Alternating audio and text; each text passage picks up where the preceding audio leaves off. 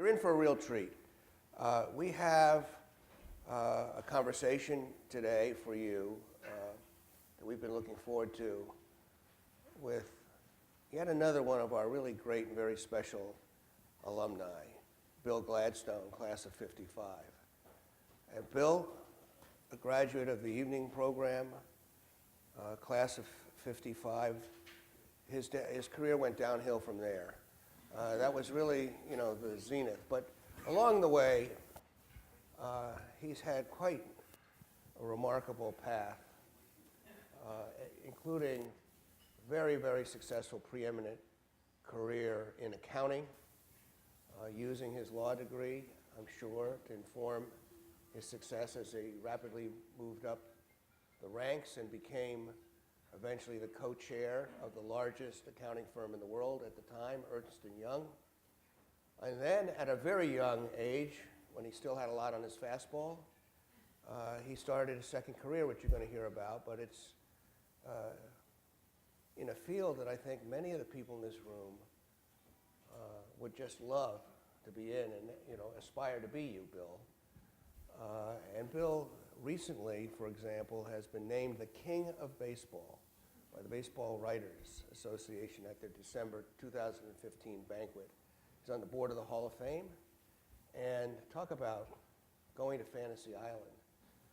He is the owner of a very successful minor league baseball team in Troy, New York, which is extremely successful and I believe has the highest attendance of any minor league baseball team.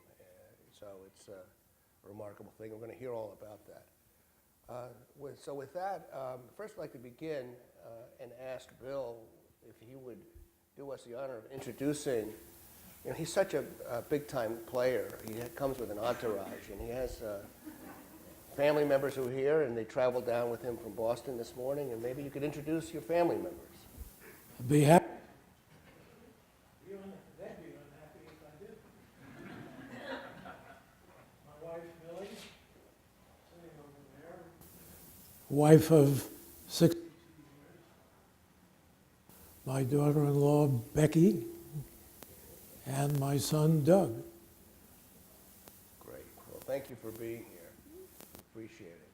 So, Bill, everybody wants to be you. How did you get to be you? I mean, why don't you just walk us through your career path and, hit some of the highlights, but, how did it take us from, don't start with the log cabin without the floor in it, but start with Lehigh and then finding your way to Brooklyn Law School and then on beyond. I can go back a little.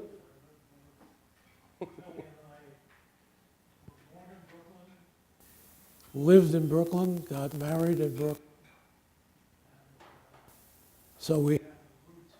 I went to Lehigh University, class of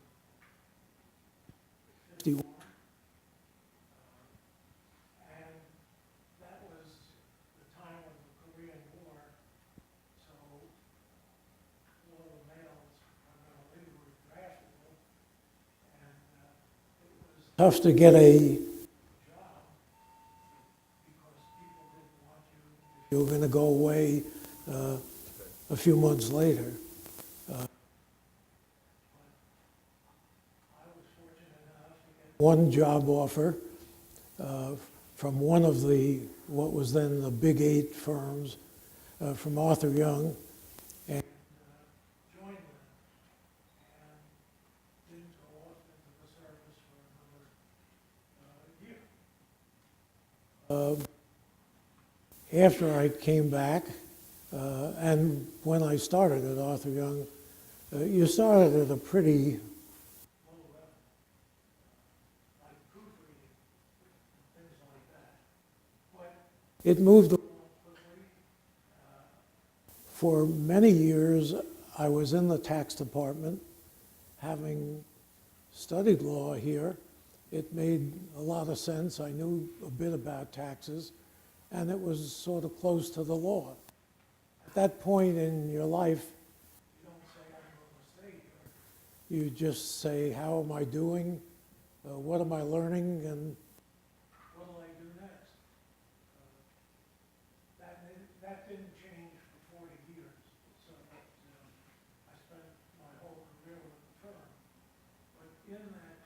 time.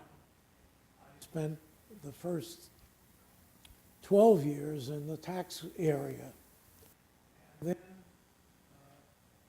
because I had such an interest in business, in what our audit side did, the partners asked me to become an audit partner. And I spent most of the next part of my career being an audit partner in the firm, and then subsequent to that, running the New York office, and subsequent to that, the region in the Northeast, and finally running the firm. So in 1989, I was the chairman of Luncheon, and things were changing in the accounting profession.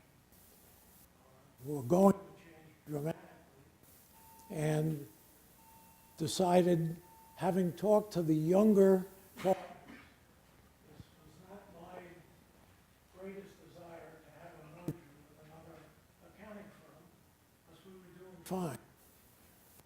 But looking at the long term and areas in the world where we weren't sufficiently strong, decided to find a merger partner. And that was a firm called Ernst and Winnie. And we merged in 1989, and it became Ernst and Young. And at that point was the biggest firm in the world by quite a bit. And at that point, I would say we had 70,000 people worldwide, just to give you a feel for size, as opposed to when I started work in 1951, we probably had 2,000. And when I spoke to some of the partners a couple of weeks ago and said, "What's it look like today?" They said, "Well, we're at 220,000 employees." So that's a hell of a change. And, Well, let me ask you about that workforce change. Not only in size of numbers, but is the composition similar? You know, we talk a lot about diversity, glass ceilings, and so on. Compare the nature of the workforce when you started and when you left, and then now. I would say the most dramatic difference is women in the firm. When I started, we had 13 people hired in New York. 3 were women. I would say for years there was nothing like the number of women in the other firms. And as we had at Arthur Young, then it started to grow. We had our first female partner in 1957, 6 years before I was a partner, and not one thereafter for quite a while. But then it became more accepted. The women certainly were capable. It was just a question of opportunity.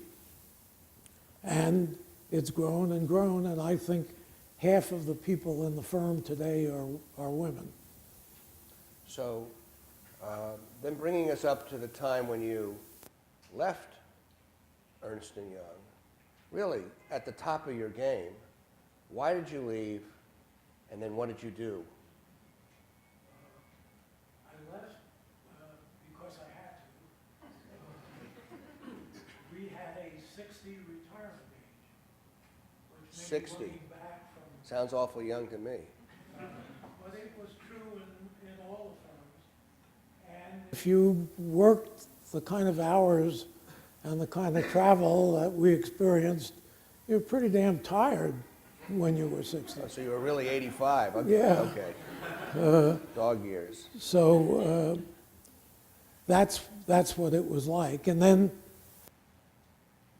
I've been asked, what did you think about doing after you retired? And the answer, which may surprise you, is I didn't think about anything because you didn't have time. If you were working 70 or more hours a week, or traveling a third of your time, you didn't sit back and say, what am I going to do next? You say, how am I going to make it to tomorrow? It wasn't until after I retired that I started to think. And I mentioned that Millie and I were from Brooklyn.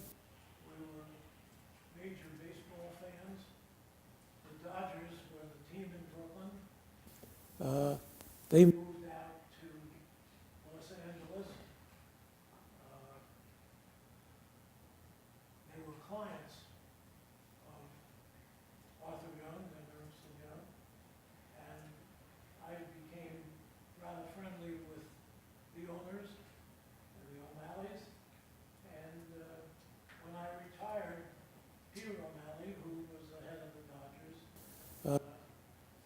when we talked about what I would do, said, "You really would own a baseball team, which had not quite entered our minds back then.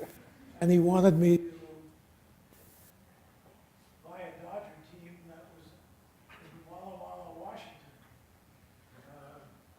And I told him that that wouldn't fit with my schedule because I didn't want to go to games in Washington State, not Washington. Washington, D.C.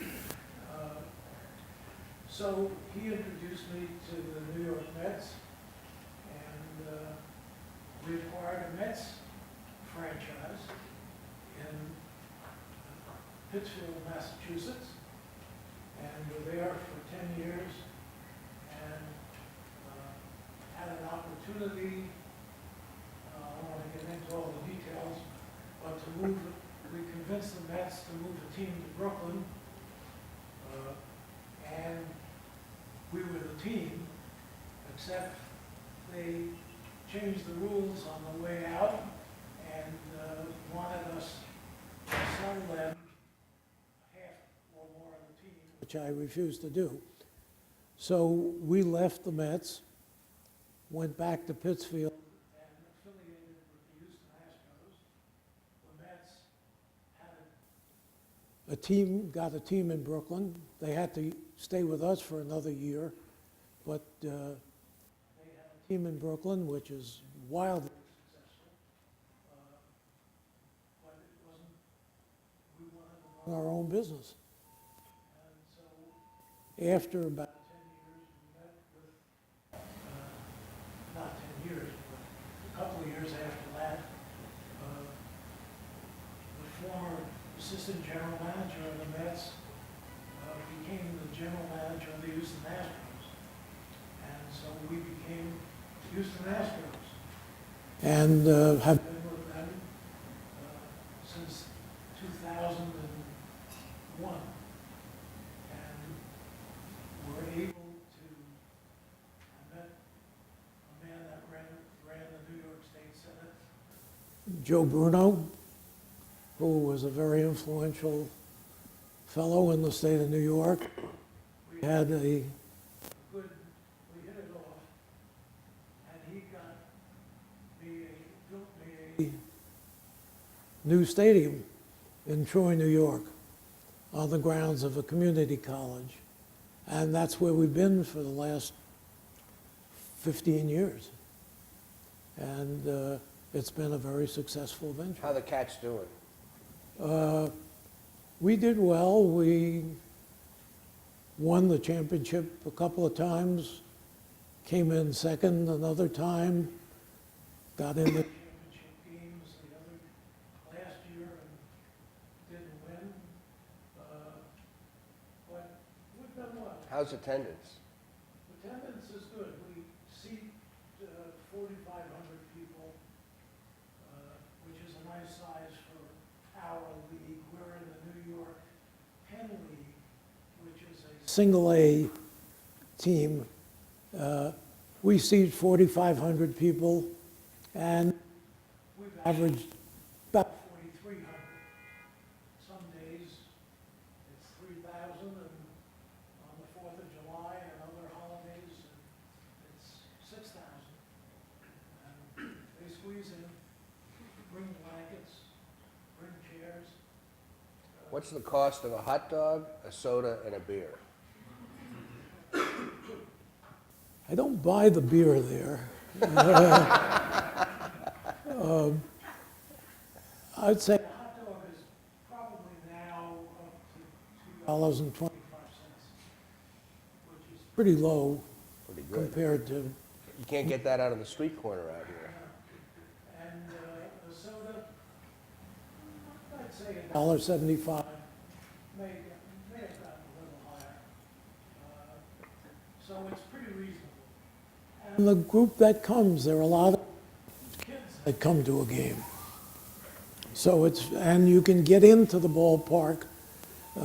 You can, for $6, you can get a pretty good seat down either baseline.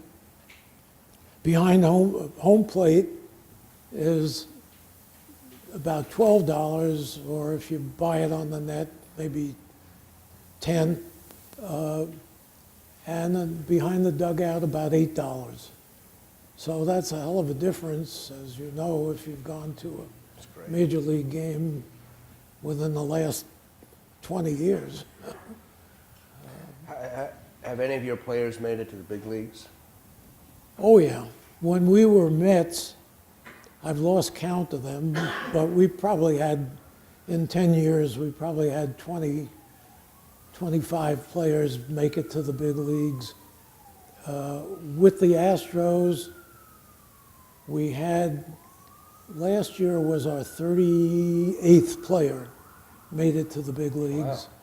And the fun, we have a lot of fun with this. It's a business, but it's not to me, it's fun. And in the game last year, well, the Cy Young Award winner, best pitcher in the American League was a guy named Dallas Keuchel, and he pitched for us. The second baseman who won the batting championship the year before, Jose Altuve, played for us. The right fielder played, the left fielder played for us, and the catcher. So you look at a game, and if your pitcher's pitching, you've got 5 out of 9, and it's pretty exciting. So I don't want to see any of our students graduating from this law school and moaning and groaning about their careers and their jobs, all right? This is living proof that you can have a fabulous career and enjoy yourself and do good along the way. But give them some advice. So as you describe this in a very low-key and matter-of-fact way, you're describing a career that's gone from step to step to step, almost seamlessly and effortlessly. Looking back, what are the key elements that enabled you to be successful and move ahead? And to what extent, I'm making this question complicated. It's a compound question. But so, you know, what are the key elements that served you well in your career?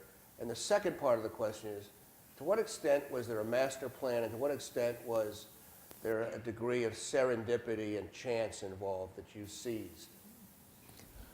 Well, I can say there was no master plan because when I first joined, I didn't think there was a prayer in the world that I'd ever be a partner. So that At Ernst and Young. at Arthur Young, Right, Arthur Young, yeah. having a law degree makes you think that that's the direction you may go in. But as I mentioned before, I was spent my time in the tax world, and that was close. And then as you move along, suddenly you realize you've moved pretty fast, at least as fast as the firm allows you. And one day, a couple of senior guys got a hold of partners. Don't think about doing something else. Of course, they knew I had some client relationships in the music publishing and the book publishing and the magazine business and the oil business and things like that, and that I had other opportunities, so that I decided I'd stay and see how this works out, and it worked out. it worked out very well. And the firm grew, and we all grew with it, and there was room for more. Although when I became a partner, I think I was partner number 105, and when I retired,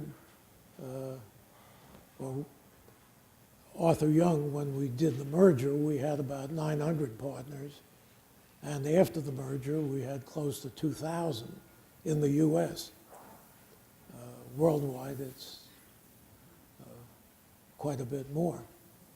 So that's a very brief career, but how you grow. But there are a lot of steps, and not every one is fun, and not every day is fun, and you have to have a very tolerant spouse because you're home late, you're not always home for dinner, and you're rarely home, I guess. My son can attest to that. You're traveling, I would say, sometimes 30, so toward the end, maybe 40% of the time, all around the world. I mean, that's fun when it starts, but even that can get a little tiresome.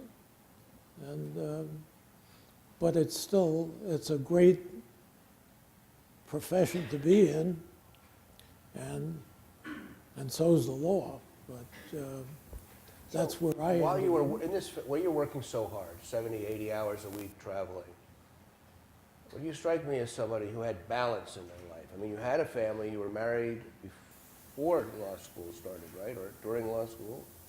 Oh, yeah, we were married before law school, sure. We were married, and I do remember the date, yeah. As your attorney, I'm going to advise you not to go any further along this line here. No. So let me quickly ask another question. Millie graduated from college in 1953, and so Where did Millie go to college? it's called Arcadia College today. It was called Beaver College Ah, right. in those days, outside of Philadelphia. And How did you meet? a blind date introduced by a lady friend of mine who knew Millie and thought we would get together, and we had You're this still blind working on date. it. You're still working on it. Yeah, you never know. I should have known because we went to some swimming event at some place where they did the World's Fair, and sat down, and I came into the parking lot, parked right here, and was one of the last cars in. And when we were leaving, I started to go back the way I came in, and I would have been the first one out. And she said, no, go right. And I was behind 4,000 cars. But that didn't dissuade me. Well, I think it's a two-way story. Millie told us at lunch that she, because of your relationship with O'Malley, was introduced and had a marvelous time at a game with Cary Grant, and you're still together. So Yeah, she would have left if she had the chance with Cary, but all right, well, back on topic. In terms of what kind of advice, all work and no play, no outside interest, no balance, can lead not only to burnout, but it's not enriching. And so what kind of things while you're traveling or even working these hours, I mean, what kind of balance did you have? Was it sports? Do you read? You spend time with your family? Or you did make time, or you weren't just a complete workaholic. You did other things, right? I guess a few other things. Not much, but I'll tell you, if you have a variety of clients in different businesses, it's stimulating in its own right, And while it isn't great for family, it is a challenge business-wise. And I started to say before, some of the businesses, but the oil business is very interesting. And I got to learn the oil business at the feet of a man named Leon Hess, who founded Hess Oil. And once we got to know each other, it became a terrific relationship, and tickets to Jet games. He owned the Jets. The cosmetics business, I mentioned music publishing, books, magazines, investments, sporting equipment, just such a variety that you're always learning and then teaching, because your responsibility is to bring people along, and you want it to be so when you move away from whatever you're doing, that the person that's working with you can pick it up and the client isn't disadvantaged. And I would say the only time I ever really had a break was the firm pushed me to go to something called the Advanced Management Program at Harvard, where you spend 3 months supposedly away from your family, but we could get together every weekend. A lot of the people were from overseas and from around the country. And that was a break in the routine. And you come back and if they haven't forgotten you, you start again. And you still have your clients, your old clients you go back to and pick up some new ones. I did broadcasting business, television, and stuff like that. So you think of all these things, you get a pretty good business variety. And it's fun. It's work, but if you like your work, You like what you do. it's great. Right. If it's worthwhile, you make a difference, it's interesting work. Those are the things to look for. And one of the great things is to bring other people along. And there's no more satisfaction as you get there for a long time to bring others as partners into the firm that started to work for you when they were in their early 20s. And that's a satisfaction that you can't duplicate doing too many things. Well, before we get back to sports, I want to ask you sort of some global questions about the accounting field. Now, I know you might profess, and I'll let you off the hook if you want to be off the hook, but you might profess to say, well, it's been a long time since you've actually been working.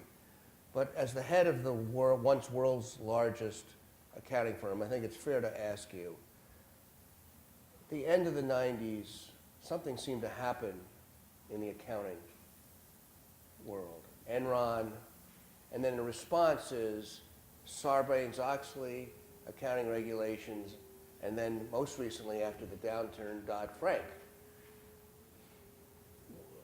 Is that observation, has something fundamentally changed in the accounting profession?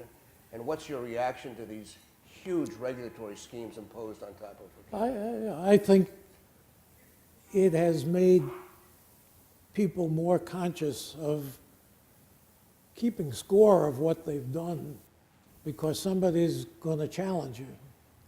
And maybe tighter controls within businesses. I think it's a different profession. I think it's probably not as much fun as it used to be, just based on what I hear and see. But it's still attracting a lot of people, and it's still a rewarding financially. I would say I only caught the tail end of the congressional oversight type of thing. And in 1989, which is really when it started, I got called to testify before the banking committee because one of our clients, a guy named Keating, and he was well Yeah. known at the time, was in deep trouble. And we knew it. In fact, Keating came to see me because the partner on the engagement, a woman, very capable, he was giving her a hard time and wouldn't do certain things with their accounting. And he came and brought a professor, in fact, the Arthur Young professor from University of Chicago, and some other people, to try to convince me to take her off the job and to look at his company differently. And I told him I wouldn't. And fortunately, we were able to resign from that job. He would say we were fired, and I don't care how he did it. And You we're may have- you may away have from saved- that. You may have saved the company by saying no. Well, If this audience may be too young to know that we're referring to the S&L Yeah, collapse so- and the Keating Five and that whole fiasco. well, and to make it even worse, one of our partners, who was a very able guy who worked on some of that work, they hired. And so one of our top guys went with Keating. And anyway, I got called for a congressional hearing, which is a pretty exciting time. And somebody I knew well in Brooklyn knew, I guess I could use his name. No? Okay. My wife's advising me no. What, a congressman? Congressman who later even further advanced. Schumer. And That's just said his he was on initials. the banking committee of the House. Right. And He was our commencement speaker. I said, oh yeah? Yeah. I asked him, what should I expect? And he said, you're crazy to go on and testify. I said, I'm an American citizen. You know, I got asked by the Congress to testify. I'm not going to tell them no. And he sort of let me out of his office like a dummy. And testifying is an exciting and interesting thing. And If you're innocent. yeah. And even if you're not, even if- I mean, Even if you are, it can be kind of, even if you are, I mean, and the second time they had testifying negatively was the head of the SEC, and he was wrong. He wasn't as informed as I was at the time, and it was interesting. But the head of the committee, who was a very tough guy named Gonzalez, from Texas. so yeah, somehow Henry Gonzalez, we he hit was a it, piece of work. but we hit it off. Yeah, I can see And that. he tried not to let anybody mess me up. Well, he probably, knowing Henry Gonzalez, respected that you were forthright and direct, and he probably had a good sense that you had integrity. So he, and this is the old days, sadly Congress has fallen away, but that's a whole different interview in a long time, so. Yeah. Well, that's, I'm glad you had that experience. But in there is a core of a very difficult and unanswerable question, but nevertheless, I'm going to put it to you. And you sort of glided over this. So you had instincts in a situation with a huge client when big guns were brought in to try to pressure you to make a decision to take somebody off an account and also affect your independent opinion. And frankly, gave you cover because they brought in these legal experts, this is the University of Chicago. University of Brooklyn, Brooklyn Law School professors might have had other thoughts probably. But where is it that you develop that instinct and the strength, and you can't overdo it, but to make on those big important decisions, and then stand up to it? How do you get to the point where you know when to say no? Now, we just saw here a little interplay. You have one very good safety mechanism right here, right? Which I managed to help you evade. Yeah. But where is it that you get that fortitude? And this is so important because our associates, whether they go into law or otherwise, are going to be facing in practice these times where they feel pressures like this. Where is it, you just can't say no because you don't like a client, but where is it that you're able to figure out the important things and what to do in the important cases? Well, I think, and this is my prejudice, that Arthur Young was more, and I guess it says it in the newspapers over time, was more of a low-key place that wasn't out to monopolize anything. I kind of grew up with people, with partners, whose instincts were to do the right thing. And so I wouldn't say I was born with it, because I don't think I was, but I think you learn it from observing really talented professionals who aren't out there every day trying to get the next big client or show how smart they are. So pay attention to people who you respect and Yeah. work with. I think that's what I learned from it, and sometimes you can just feel it yourself because maybe it's inbred. I don't think I grew up that way necessarily. I wasn't that terrific a guy in school.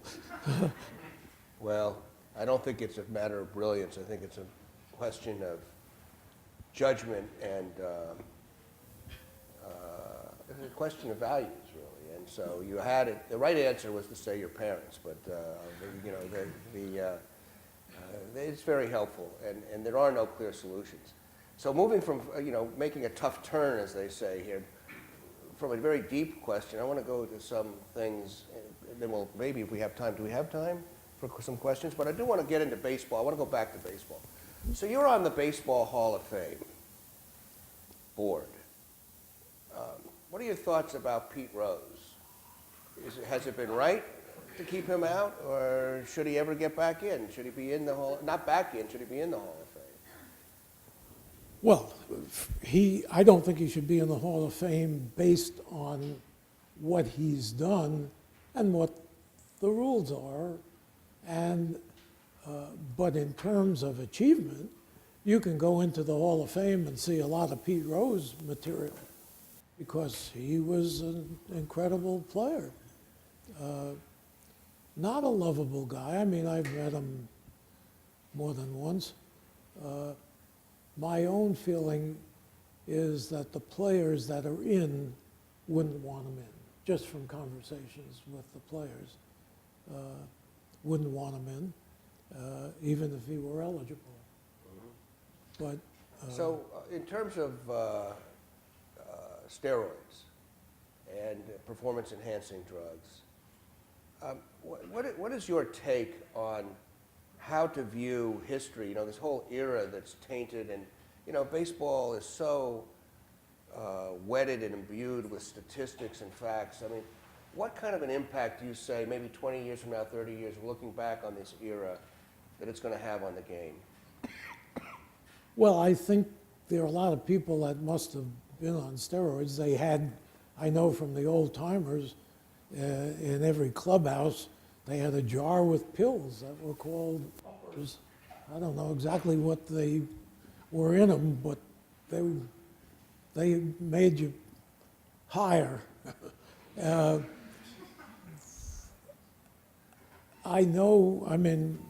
We know Roger Clemens reasonably well, and his son played for our team, and Roger would come to some games, and so I'm somewhat prejudiced toward him. But nobody's ever proved that he took steroids, and that's true of a number of people that have been kept out. Just got in the Hall of Fame, but the rumors always were that he was on steroids. And finally, they broke through with that. And I think over time, the Bonds and the McGuire. Clemens and McGuire, I don't know. I guess. But Well, how do you distinguish between Bonds and McGuire? I think McGuire admitted it. And Bonds was... Which is worse? No, and bondified and under oath and a lot of different times. He strikes me as a saner person, but also Bonds was so clearly a Hall of Famer Anyway. And that was true of Clemens. McGuire, I think, was marginal. Okay, well, And maybe what made him slightly over marginal, in my mind, would have been the drugs. So I can distinguish him, right or wrong. That's how who are your three favorite baseball players of all time? One is Jackie Robinson, because he, Walter O'Malley, Brooklyn. well, Brooklyn, but really Branch Rickey brought him to Brooklyn. And he embodied the spirit of the game and went through hell. If any of you have seen any read books or movies and so forth, I mean, he was really taken advantage of with epithets and really people trying to spike him and so forth. But he was a great player.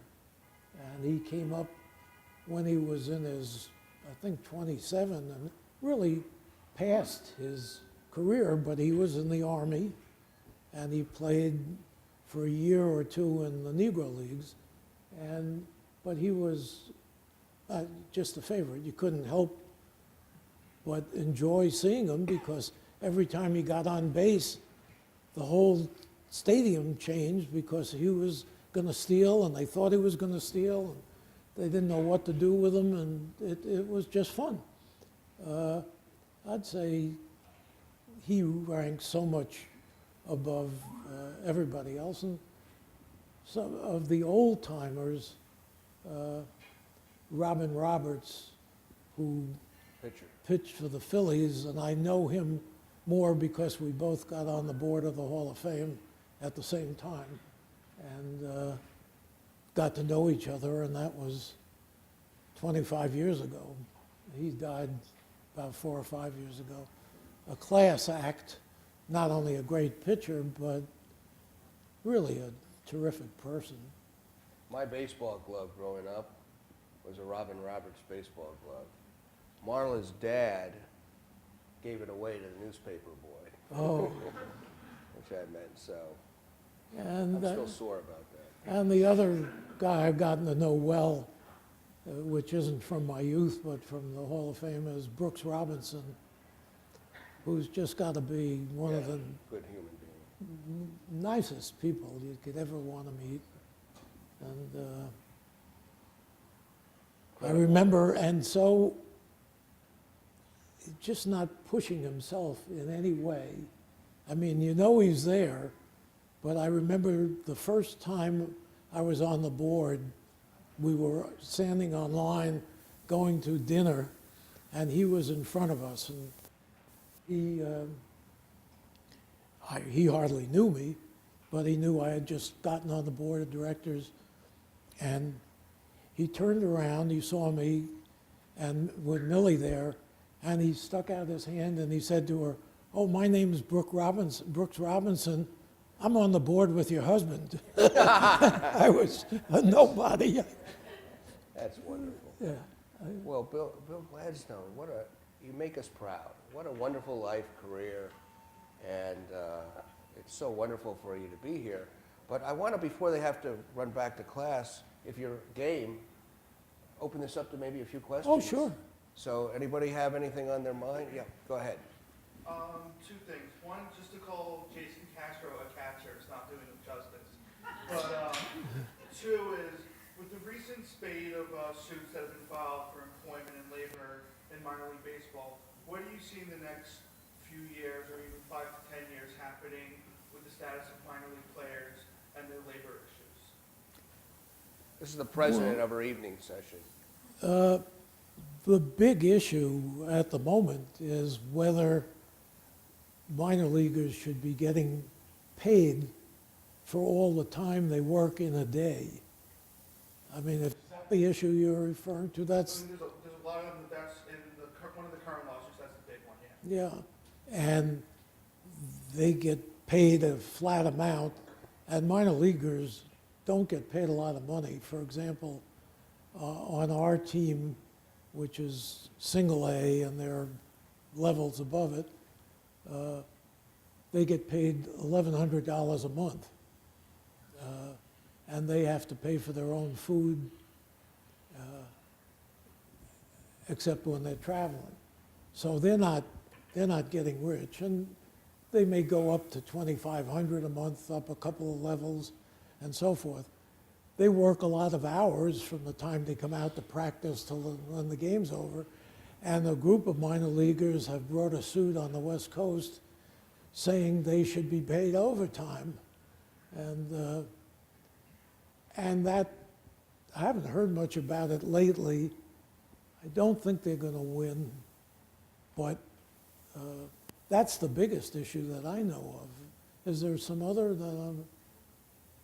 Ancillary things, travel, food, other things like that, that would be, part of the employment conditions, yeah. Yeah, I don't know how they can, I mean, they travel. Minor leagues generally often travel by bus. Uh, They get meal allowance. I've It's never a heard, much broader issue that's being discussed Yeah. throughout sports, including the minor leagues for the NFL, which is colleges. So talking about the unionization of that. It's a large issue. There were some other questions. Yeah, go ahead. Hi. Just looking back at your career now, how important would you say was getting a legal education? I'm sorry, Getting a legal education as opposed to just staying in, the accounting firm and just rising up the ranks on itself? I think it was very important because it makes you think. No, I would have said it anyhow.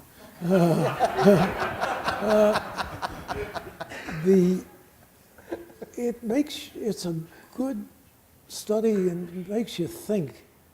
And being able to think and think clearly and not jump quickly with an answer that you might have when you just haven't had that kind of solid background, I think it's important. I mean, it's not essential because there aren't a lot of people with the legal background that come into accounting, but a bunch. Several members of our board of trustees are not only evening division, I'm trying to still find a better way to describe our four-year program, right? But are also accountants before coming to law school. I've been giving the back of my head over here, so there's another question right here. Thanks. Dean Bocarelli, I'm a fourth-year part-time student here. Thanks for joining us and sharing all your experiences. See, this is my point. They're here in the day. So it's not even right to, and we're glad that you're here in the day. Long story short, but I heard you say one thing that really stands out, that you're an American. It was a response to a question that Dean Allen asked about congressional hearings. I have a question that's more focused on tax and the legal profession, but I'll ask you through the lens of baseball. Because there's nothing more American than playing to win and enjoying the game. And it sounds like that's really what you've had in your career. You played for winning teams, including that at home with your marriage, at what's now Ernst and Young, and in baseball as well. The congressional hearings of today were beyond Sarbanes-Oxley. We're talking about tax inversion. We're talking about American companies trying to flee our shores because of the current tax regime and other international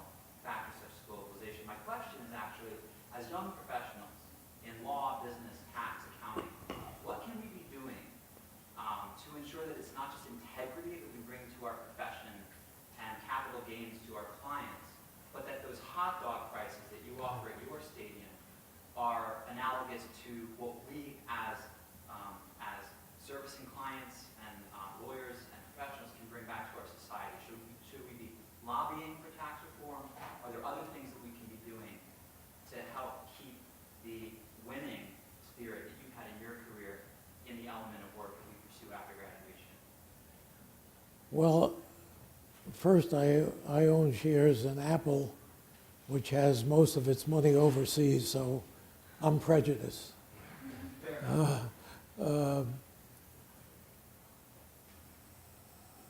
I mean, people that are doing it are following the rules. Should we be banging on the table and saying they should be paying taxes in the U.S.? I don't know. It helps the company grow. It feeds back ideas to the U.S. I guess I'm not hung up on that. Maybe it's my personal prejudice, but that's just my reaction. You don't want to see people getting away with something, but it's perfectly legal, and it's there for a purpose. Maybe that's too general an answer, but it doesn't trouble me. Any other questions? Yeah, go ahead. My name's Bob Ragnar. He's the president of the Student Bar Association. My question for you is, what drew you to tax and audit when you went to law school? What? What drew you to tax and audit when you were in law school? Like, why did you go to I thought there wasn't that much of a potential in the accounting profession, and that if I went to law school, I really increased my chances of getting work if it didn't work out at the accounting firm. And there was no reason to think at that time that there was such a big path upward. So I really went not only to learn, but I'd say selfishly to look out for what my career could be. And it just, by the time it became an issue, I had moved it far enough ahead so it wasn't an issue. But I sure thought about it, and thought about how would I get into a law firm and so forth. And maybe I would have been happy doing that. I'm not surprised that Rob asked that question. He was the treasurer of the SBA last year, and we insisted, because we want to get our arms around their books, there'd be an audit. And they found that he had kept the books meticulously well, and that every nickel was accounted for. So it was a very, I won't say it was a surprise, but it was a very pleasant outcome. So I'm not surprised that he's interested in some of these questions. So my last question for you is, Scott Fitzgerald has often proved that one of his most famous sayings, there's no second chapters in Americans' lives, is wrong, always. You're certainly an example. You've got this marvelous long run in a successful second career, about as, in some ways, as distant from accounting as you can get. What's on your bucket list? What's in the next chapter for you? Next season. Okay. All right, good answer. No, I guess there was something I wanted to say when I thought about what I would say in response to whatever questions came up. And I haven't had the opportunity, but I think the key going forward, when you're dealing with clients, and this may sound very basic, but some people like to look too smart and aren't really good listeners to the issues that a client poses to them. And I don't think you get any credits for being smarter than your client or having them think you are.